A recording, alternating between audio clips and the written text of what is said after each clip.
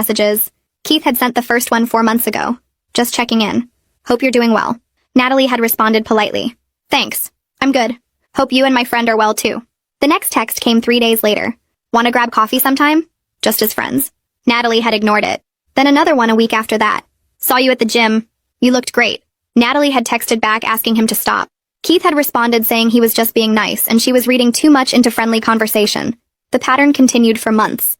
My sister typed everything into the spreadsheet with dates and exact wording. Then we moved on to the verbal comments. I remembered most of them because they'd made me so uncomfortable. Thanksgiving at my parents' house. My birthday party. The housewarming when we moved into this apartment.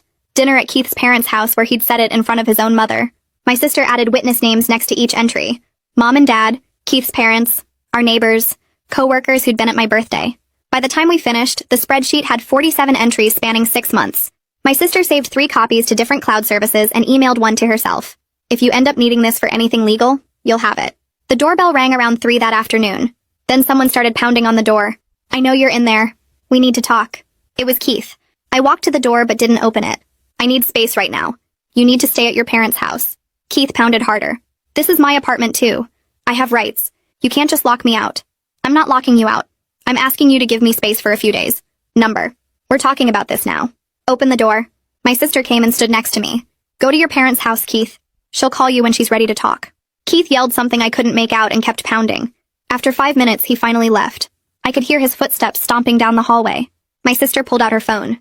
What's your landlord's number? I found it and called. The landlord answered on the 3rd ring. I explained that my husband and I were separating and I needed to know about the lease.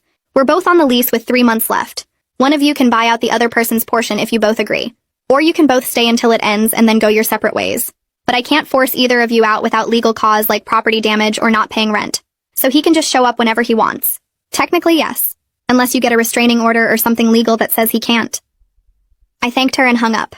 My sister suggested changing the locks, but I wasn't sure if that was legal. My phone rang around 6. Keith's mom. I almost didn't answer, but my sister nodded at me. I picked up. Myra's voice came through sounding worried.